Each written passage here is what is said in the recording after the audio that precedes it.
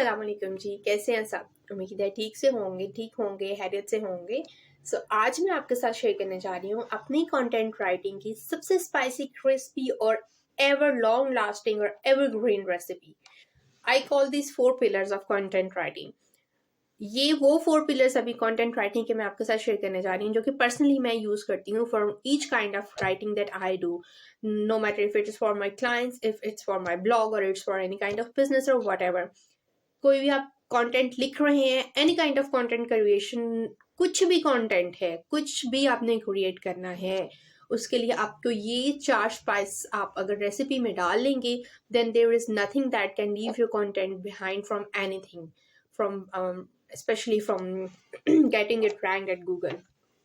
And अगर आप इस तरह से इन 4 स्टेप्स को फॉलो करके अपने किसी क्लाइंट को आर्टिकल लिख कर देंगे, then I am very very sure that your client is going to be your big fan from now onwards. Okay जी, सबसे पहले है कीप इट वेरी, बहुत लोग इसकी बात करते हैं, but I am going to break down it in very specific and very easy wording, that don't write for SEO. When you are writing, then don't consider that you are writing for search engine, that you are writing for keywords. No, when you start writing, then you should add the emotions in that. How to add the emotions? First, you should define a specific problem and then provide solution.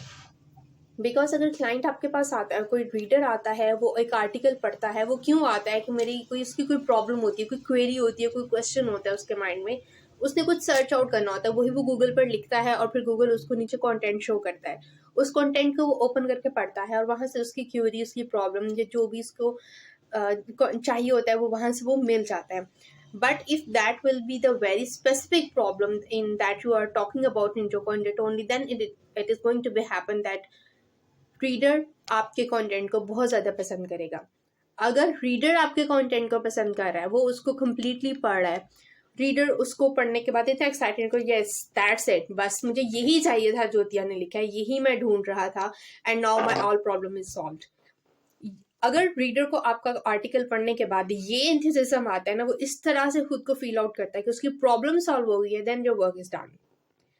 उसके बाद अगर read, because Google किसके लिए करता है सब कुछ, ranking या अगर एसईओ करता है, किसके लिए करता है? ऑडियंस के लिए करता है, ह्यूमन बींग्स के लिए करता है, ट्रैफिक के लिए करता है। और ट्रैफिक इस चीज़ पे डिपेंडेंट इतना नहीं करती कि एक दिन में कितने विजिटर्स आए हैं, लाखों विजिटर्स आए हैं आपकी वेबसाइट के ऊपर और विद इन सेकंड्स वो बाउंस बैक करके चले गए हैं, ठीक है। ऑन दी अदर हैंड, अगर सिर्फ 100 विजिटर्स आए आपकी वेबसाइट के ऊपर, 100 के 100 नहीं भी, एटलीस्ट उनमें से 50 जो हैं, उन्होंने बैठ के वो पूरा आर्टिकल पढ़ा है, उनकी प्रॉब्लम सॉल्व हुई है और गूगल को नजर आ रहा है that there is something special in this article और इन दिस कंटेंट, कि यहाँ पे लोग टाइम स्पेंड कर रहे हैं और यहाँ से वापस नहीं जा रहे, वापस नहीं भाग रहे। तो इसी से गूगल को भी फायदा होगा और उस वेबसाइट वाले को भी फायदा होगा, ब्लॉग या बिजनेस जो भी होगा, उसी से उसको भी फायदा होगा। So that is why it is always said that don't write for SEO, although keywords हम insert करते हैं, but that is at the end part. या तो हम रिसर्च में कीवर्ड, जब हम रिसर्च आउट करते हैं तब हम कीवर्ड्स को यूज रखते हैं, कीवर्ड्स को माइंड में रखते हैं, और दूसरी दफ़ा हम रिसर्च कीवर्ड्स को तब, या एसईओ को हम तब माइंड में रखें, तब उसको देखें आप जब आपने कंप्लीट एक आर्टिकल लिख लिया है और अब बस आप उसको फिनिशिंग कर रहे हैं, फिर उसके जो कीवर्ड्स हैं उसको कहाँ कहाँ एडजस्ट करना है, फिर आप उसकी बात करें।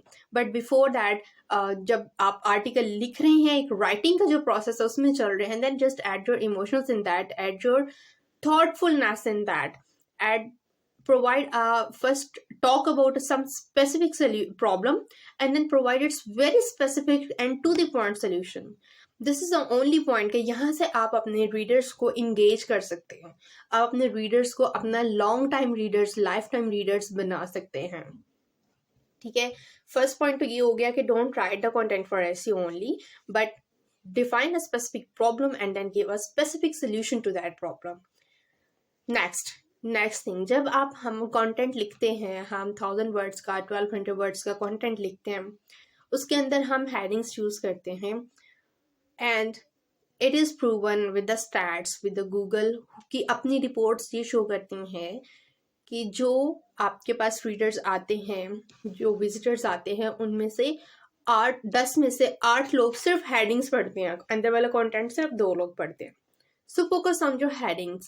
Make your headings spicy, attractive, और अपना जो आपका कंटेंट लिखना है आपने अंदर, उसका कंप्लीट शो आप आपकी हेडिंग को करना चाहिए। आप अगर जो टाइटल है, टाइटल के अंदर जो रीडर है उसको अपनी प्रॉब्लम नजर आ जाएगी कि ये प्रॉब्लम मैं ढूंढ रहा हूँ, एंड आई थिंक इस आर्टिकल के अंदर मुझे इसका सोल्यूशन नजर आ जाएगा।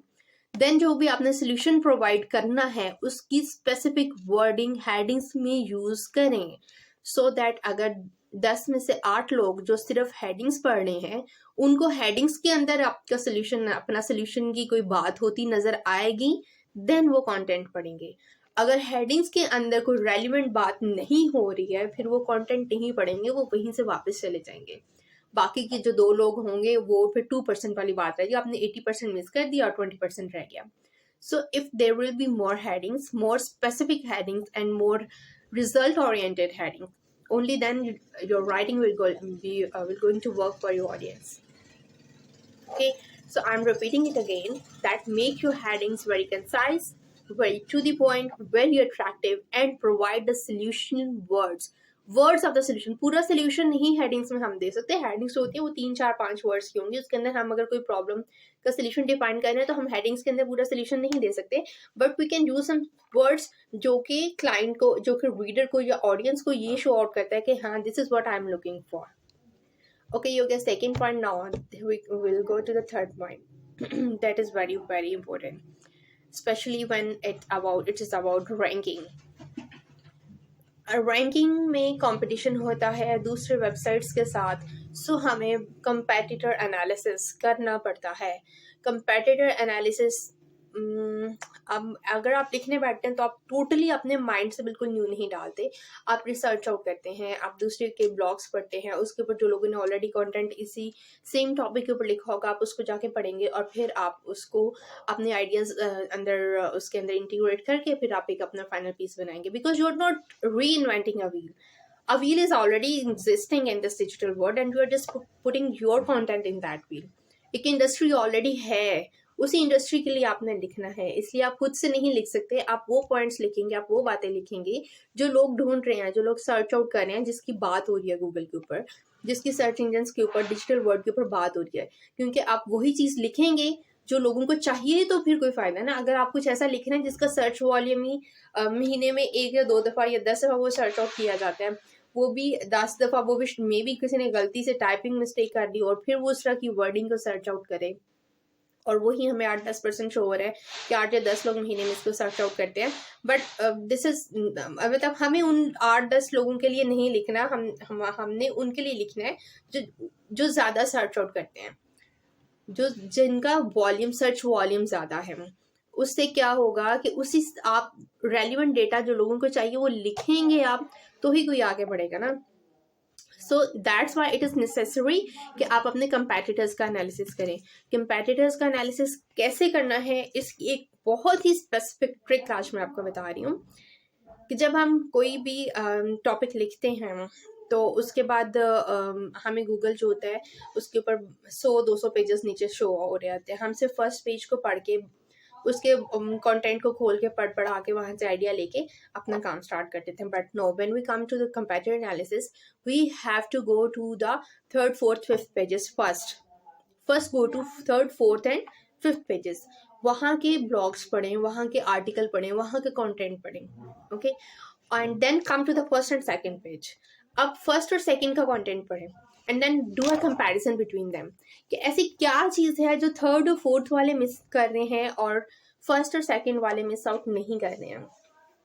यहाँ पे एक और चीज़ अपने माइंड में रखिए कि जो पेजेस फर्स्ट पेज के ऊपर रैंक होते हैं ना, इट इज़ नॉट नेसेसरी कि उनका कंटेंट बहुत आला हो।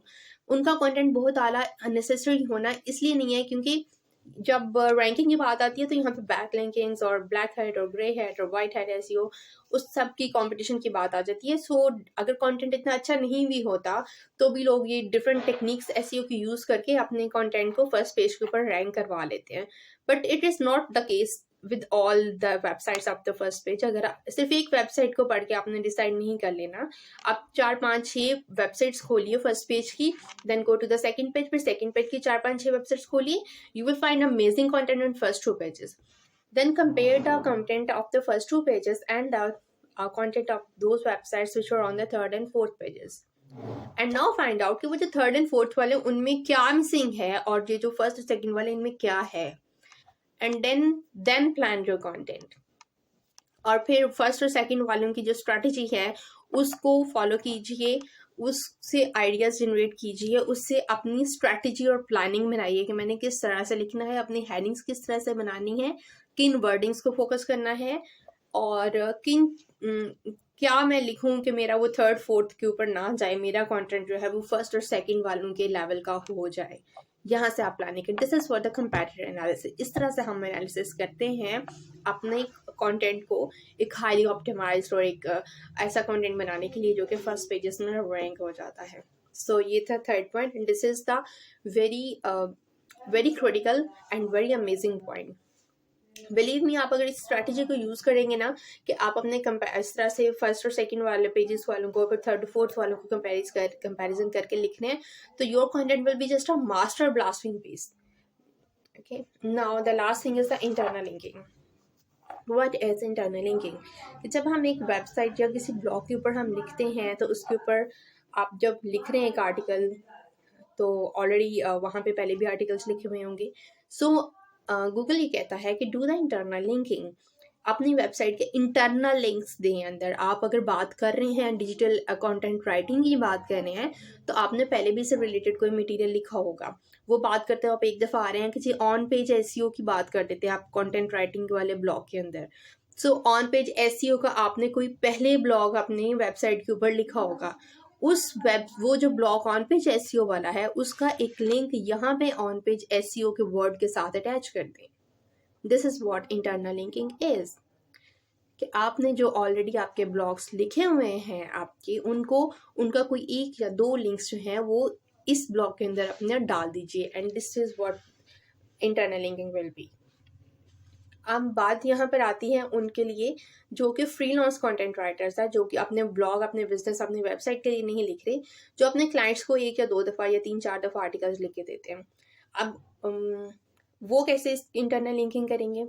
वो अपने क्लाइंट को एजुकेट करेंगे, अपने क्लाइंट से बात करेंगे, उससे कहेंगे मुझे अपनी वेबसाइट बताओ.